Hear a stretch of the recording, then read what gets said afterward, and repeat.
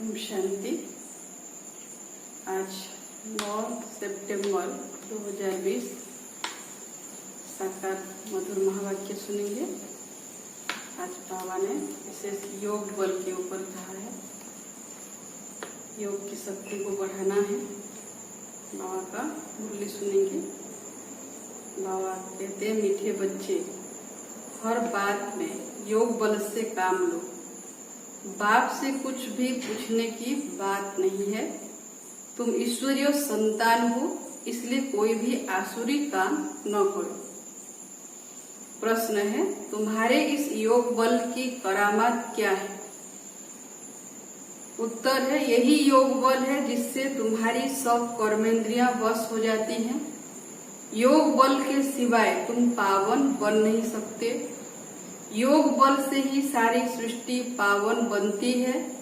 इसलिए पावन बनने के लिए व भोजन को शुद्ध बनाने के लिए याग की यात्रा में रहो। युक्ति से चलो, नम्रता से व्यवहार करो। ओम शांति। रूहानी बाप रूहानी बच्चों को समझाते हैं। दुनिया में किसको मालूम नहीं है कि रूहानी बाप आकर स्वर्ग की और नई दुनिया की स्थापना कैसे करते हैं? कोई भी नहीं जानते हैं। तुम बाप से कोई भी प्रकार की मांगनी नहीं कर सकते हो। बाप सब कुछ समझाते हैं, कुछ भी पूछने की दरकार नहीं रहती। सब कुछ आप ही समझाते रहते हैं। बाप कहते, मुझे कल इस भारत खंड में आकर क्या करना है सो मैं जानता हूँ, तुम नहीं जानते। रोज रोज समझाते रहते हैं। कोई भल एक अक्षर भी न पूछे तो भी सब कुछ समझाते रहते हैं। कभी पूछते हैं खान पान की तकलीफ होती है। अब यह तो समझ की बात है। बाबा ने कह दिया है, हर बात में योग बल से काम लो, याग की यात्रा से काम लो, और कहाँ भी जाओ तो मुख्य बात बाप को जरूर याद करना है। बाप शिक्षा देते हैं, कोई भी आसुरी काम नहीं करना है। हम ईश्वरीय संतान हैं। वह सबका बाप, सबके लिए शिक्षा यह एक ही देंगे। बाबा कहते हैं, बच्चे स्वर्ग का मालिक बनना है। राजाई में भी पोजीशन तो होती है ना। हर एक के पुरुषार्थ अनुसार मर्तबा होता है। पुरुषार्थ बच्चों को करना है और प्रारब्ध भी बच्चों को पानी है। पुरुषार्थ कराने के लिए बाप आते हैं। तुमको कुछ भी पता नहीं था कि बाप कब आएंगे, क्या कर करेंगे, कहाँ ले जाएंगे। बाप ही आकर समझाते हैं। ड्रामा के प्लान अनुसार तुम कहाँ से गिरे हो। एकदम ऊंच चोटी से जरा भी कुछ नहीं जानते थे। अब बाप मिला हुआ है तो समझते हो ऐसे बाप के ऊपर तो न्यौछावर होना पड़े। जैसे पतिव्रता स्त्री होती है तो पति पर कितना न्यौछावर जाती है। चिता पर चढ़ने में भी डर नहीं होता है। कितनी बहादुरी होती है। आगे चिता पर बहुत चढ़ती थी। जब सतीदाह प्रथा था तो पति मरने से स्त्री को चिता में चढ़ना पड़ता था। यहाँ बाबा तो ऐसी कोई तकलीफ नहीं देते हैं। भल नाम ज्ञान चिता है, परंतु जलने करने की कोई बात नहीं। बाप बिल्कुल ऐसे समझाते हैं जैसे मक्खन से बाल। बच्चे समझते हैं बरोबर जन्म जन्मांतर का सिर पर बोझा है। कोई एक अजामिल नहीं, हर एक मनुष्य एक दो से जास्ती अजामिल है। पाप करते रहते हैं। मनुष्यों को क्या पता पांच जन्म में क्या क्या किया है। अभी तुम समझते हो पाप ही किए हैं। वास्तव में पुण्य आत्मा एक भी नहीं है, सब है पाप आत्माएं। पुण्य करें तो पुण्य आत्मा बन जाए। पुण्य आत्माएं होती हैं सत्युग में। कोई ने हॉस्पिटल आदि बनाई तो क्या हुआ, सीढ़ी उतरने से थोड़ी बच जाएगा। चढ़ती कला तो नहीं होती है ना, गिरते ही जाते हैं। यह बाप तो ऐसा बिलोवेड है जिस पर कहते हैं जीते जी न्यौछावर जाए, क्योंकि पतियों का पति बापों का बाप सबसे ऊंच है। बच्चों को अभी बाप जगा रहे हैं। ऐसा बाबा जो स्वर्ग का मालिक बनाते हैं, कितना साधारण है। शुरू में बच्चियां जब बीमार पड़ती थी तो बाबा खुद उन्हों की सेवा करते थे। अहंकार कुछ भी नहीं, बाप दा ऊंचे ते ऊंच है। कहते हैं जैसे कर मैं इनसे कराऊंगा या करूंगा, दोनों जैसे एक हो जाते हैं। पता थोड़ी पड़ता है बाप क्या करते हैं, दादा क्या करते हैं। कर्म अकर्म विकर्म की गति बाप ही बैठकर समझाते हैं। बाप बहुत ऊंच है, माया का भी कितना प्रभाव है। ईश्वर बाप कहते हैं ऐसा मत करो तो भी नहीं मानते।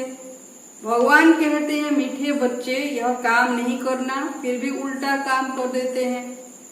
उल्टे काम के लिए ही मना करेंगे ना, लेकिन माया भी बड़ी जबरदस्त है। भूले चुके भी बाप को नहीं भूलना, कुछ भी करे, मारे अथवा कूटे, ऐसा कुछ बाप करते नहीं है, परंतु यह एक्सट्रीम में कहा जाता है। जिद भी है तुम्हारे दर को कभी नहीं छोड़ेंगे, यानी माया कोई भी प्रकार की परीक्षा ले, लेकिन बाबा का साथ नहीं छोड़ना है। चाहे कुछ भी कहो, बाहर में रखा ही क्या है। बुद्धि भी कहती है जाएंगे कहाँ, बाप वास्ता ही देते हैं, फिर थोड़े ही कभी मिलती है। ऐसे थोड़े ही है दूसरे जन्म में कुछ मिल सकता है, नहीं। यह पारलौकिक बाप है जो बेहद सुखधाम का तुमको मालिक बनाते हैं।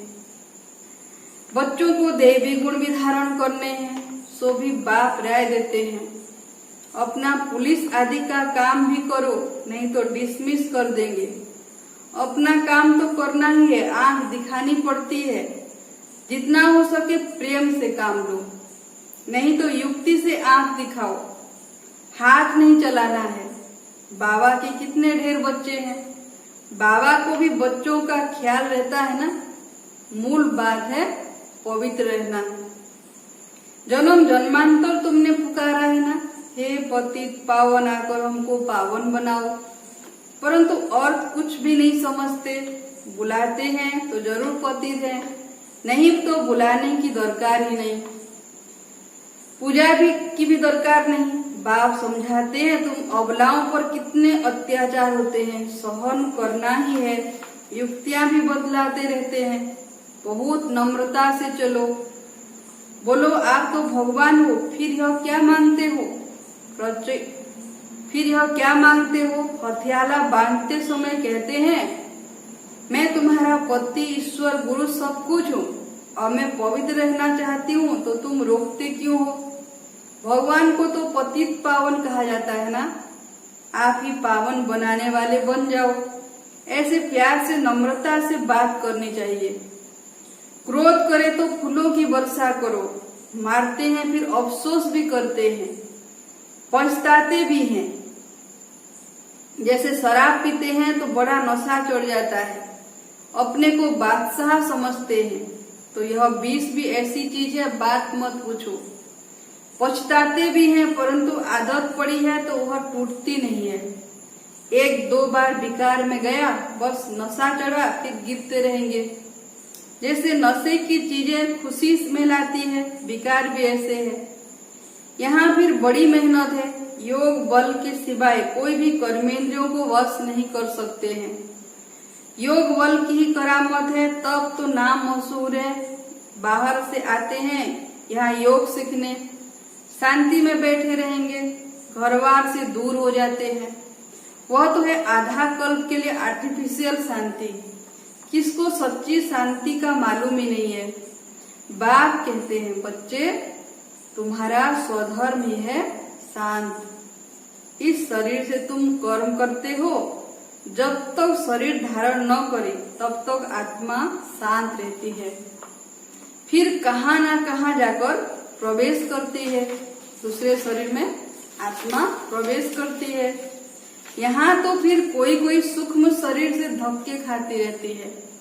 वह छाया के शरीर होते हैं, कोई दुख देने वाले होते हैं, कोई अच्छे होते हैं, है ना। जो समय से पहले शरीर छोड़ते हैं इनको अतृप्त आत्मा कहते हैं, तो उनको स्थूल शरीर में प्रवेश करना पड़ता है। वो तो सुख में भटकती रहती है ना। तो वो छाया के शरीर होते हैं, कोई को दुख देने वाले होते हैं, कोई अच्छे होते हैं। यहाँ भी कोई भले मनुष्य होते हैं जो किसको दुख नहीं देते हैं, कोई तो बहुत दुख देते हैं। कोई जैसे साधु महात्मा होते हैं, अनेक प्रकार के लोग होते हैं ना। बाप समझाते हैं, मीठे मीठे सिकिलधे बच्चों, तुम 5000 वर्ष के बाद फिर से आकर मिले हो। क्या लेने के लिए?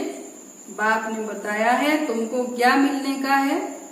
बाबा आपसे क्या मिलना है यह तो प्रश्न ही नहीं। आप तो हो ही हेवनली गॉड फादर, नई दुनिया के रचयिता, तो जरूर आपसे बादशाही ही मिलेगी। बाप कहते हैं थोड़ा भी कुछ समझ कर जाते हैं तो स्वर्ग में जरूर आ जाएंगे। हम स्वर्ग की स्थापना करने आए हैं। सब बड़े से बड़ा आसामी है भगवान और प्रजापिता ब्रह्मा।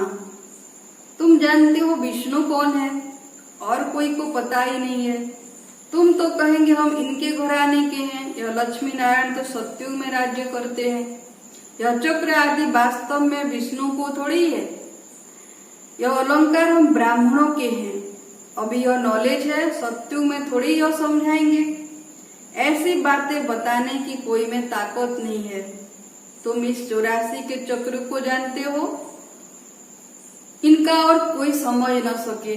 बच्चों को बाप ने समझाया है, बच्चे समझ गए हैं। हमको तो यह अलंकार शोभते नहीं है। हम अभी शिक्षा पा रहे हैं, पुरुषार्थ कर रहे हैं, फिर ऐसे बन जाएंगे। स्वदर्शन चक्र फिराते फिराते हम देवता बन जाएंगे। स्वदर्शन चक्र अर्थात रचयिता रचना के आदि मध्य अंत को जानना। सारी दुनिया में कोई भी यह समझा नहीं सकते कि यह सृष्टि का चक्र कैसे फिरता है। बात कितना सहज कर समझाते हैं। इस चक्र की आयु इतनी बड़ी तो हो नहीं सकती। मनुष्य सृष्टि का ही समाचार सुनाया जाता है कि इतने मनुष्य हैं, ऐसे थोड़ी बताया जाता है कि कछुए कितने हैं, मछलियां आदि कितनी है। मनुष्यों की ही बात है ना, मनुष्यों की गिनती की जाती है, आदमशुमारी निकालते हैं। तुमसे भी प्रश्न पूछते हैं, बाप सब कुछ बतलाते रहते हैं, सिर्फ उस पर पूरा ध्यान देना है। बाबा ने समझाया है, योग बल से तुम सृष्टि को पावन बनाते हो, तो क्या योग बल से खाना शुद्ध नहीं हो सकता है? अच्छा, तुम तो ऐसे बने हो, फिर कोई को आप समान बनाते हो? अभी तुम बच्चे समझते हो कि बाप आया है स्वर्ग की बादशाही फिर से देने, तो इनको रिफ्यूज नहीं करना है। विश्व की बादशाही रिफ्यूज की तो खत्म, फिर रिफ्यूज यानी किचड़े के डिब्बे में जाकर पड़ेंगे। यह सारी दुनिया है किचड़ा, तो इनको रिफ्यूज ही कहेंगे। दुनिया का हाल देखो क्या है। तुम तो जानते हो विश्व के मालिक बनते हैं। यह किसको पता नहीं है कि सत्युग में एक ही राज्य था? मानेंगे नहीं। अपना घमंड रहता है तो फिर जरा भी सुनते नहीं, कह देते यह सब आपकी कल्पना है। कल्पना से ही यह शरीर आदि बना हुआ है और कुछ नहीं समझते हैं। बस यह ईश्वर की कल्पना है। ईश्वर जो चाहे सो बनते हैं, उनका यह खेल है। ऐसी बातें करते हैं, बात मत पूछो। अभी तुम बच्चे जानते हो बाबा आया हुआ है। बुढ़िया भी कहती है, बाबा हर 5000 वर्ष के बाद हम आपसे स्वर्ग का वर्षा लेते हैं। हम अभी आए हैं स्वर्ग की राजाई लेने। तुम जानते हो कि सभी एक्टर्स का अपना पार्ट है, एक का पार्ट न मिले दूसरे से। तुम फिर इसी ही नाम रूप में आकर इसी समय बाप से वर्षा लेने का पुरुषार्थ करेंगे। कितनी अथाह कमाई है। भल बाबा कहते हैं थोड़ा भी सुना है तो स्वर्ग में आ जाएंगे, परंतु हर एक मनुष्य पुरुषार्थ तो ऊंच बनने का ही करते हैं ना। तो पुरुषार्थ है फर्स्ट। ऐसा नहीं कि जो पद मिला सो अच्छा। अच्छा, मीठे मीठे सिकिलधे बच्चों प्रति माँ पिता बाप दादा का याद प्यार और गुड मॉर्निंग। रूहानी बाप की रूहानी बच्चों को नमस्ते। हम रूहानी बच्चों का भी रूहानी माँ पिता बाप दादा को याद प्यार गुड मॉर्निंग नमस्ते नमस्ते नमस्ते। धारणा के लिए पहला पॉइंट है, जैसे बाबा बच्चों की सेवा करते हैं, कोई अहंकार नहीं है, ऐसे फॉलो करना है। बाप की श्रीमत पर चलकर विश्व की बादशाही लेनी है, रिफ्यूज नहीं करनी है। दूसरा है बापों का बाप, पतियों का पति, जो सबसे ऊंच है, बिलवेड है, उस पर जीते जी न्यौछावर जाना है। ज्ञान चिता पर बैठना है, कभी भूले चुके भी बाप को भूल उल्टा काम नहीं करना है। वरदान है मास्टर ज्ञान सागर बन, ज्ञान की गहराई में जाने वाले अनुभव रूपी रत्नों से संपन्न भव। जो बच्चे ज्ञान की गहराई में जाते हैं वे अनुभव रूपी रत्नों से संपन्न बनते हैं।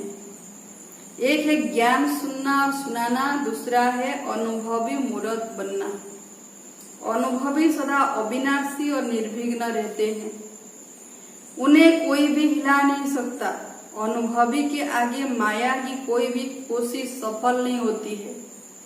अनुभवी कभी धोखा नहीं खा सकते, इसलिए अनुभवों को बढ़ाते हर गुण के अनुभवी मूर्त बनो। मनन शक्ति द्वारा शुद्ध संकल्पों का स्टॉक जमा करो। आगे दे बाबा जो ज्ञान का सागर है, तो जितना ज्ञान की गहराई में डुबकी लगाएंगे उतना ही अनुभव रूपी रत्न प्राप्त होंगे। जैसे उस सागर में भी क्या होता है, जो अंदर जाता है तो उसको बहुत सारे रत्नों की प्राप्ति होती है। इस तरह बाबा की याद में जब हम अनुभव करेंगे, है ना, अनुभवी बन जाएंगे, बाबा से गुण ज्ञान शक्तियां लेकर, तो माया भी हमें हिला नहीं सकती। कितना भी कोशिश करे लेकिन माया हरा नहीं सकती। इसलिए बाबा के प्यार की गहराई में, ज्ञान की गहराई में जाकर अनुभवी मूर्त बने, हर गुण हर शक्ति से संपन्न बन जाएंगे, तो माया जीत बन जाएंगे। स्लोगन है फरिश्ता वह है जो देह के सूक्ष्म अभिमान के संबंध से भी न्यारा है। देह के सूक्ष्म अभिमान, अनेक भाई बहने होते करते हैं सेवा, लेकिन अभिमान बहुत होता है। तो सुख में भी अभिमान नहीं होना चाहिए। मैंने किया है, त्याग का भी त्याग, है ना। बाबा करा रहा है, करण करा वनर वही है, तो फरिश्ता वही कहलाते हैं। तो फरिश्तों में सूक्ष्म देहाभिमान भी नहीं होता। आज का सोमान है मैं मास्टर ज्ञान का सागर हूँ। चिंतन करना है, सबसे बड़ा धन है ज्ञान धन। जहाँ ज्ञान धन होता है वहाँ स्थूल धन स्वतः आ जाता है। क्या मैं ज्ञान धन का दान करती हूँ? ईश्वरीय ज्ञान को बुद्धि में धारण करने के लिए बुद्धि रूपी पात्र को स्वच्छ बनाया है। मन कितना स्वच्छ है, बुद्धि कितना स्वच्छ है, तभी तो ज्ञान बुद्धि में धारण होगा। योग अभ्यास में अनुभव करना है मैं आत्मा मस्तक के बीच एक सितारे के समान चमक रही हूँ। स्वयं को ज्ञान खजानों से भरपूर करने के लिए परमधाम में ज्ञान सागर शिव बाबा की किरणों के नीचे उपस्थित हूँ। मैं आत्मा ज्ञान सागर के लहरों में ज्ञान रत्नों रूपी मोतियों से सच कर मास्टर ज्ञान का सागर बनती जा रही है। मेरी बुद्धि में ज्ञान का एक एक राज स्पष्ट होता जा रहा है और मैं निस्वार्थ रूप से ज्ञान का दान कर रही हूँ। इसे सारा दिन अनुभव करना है। ओम शांति।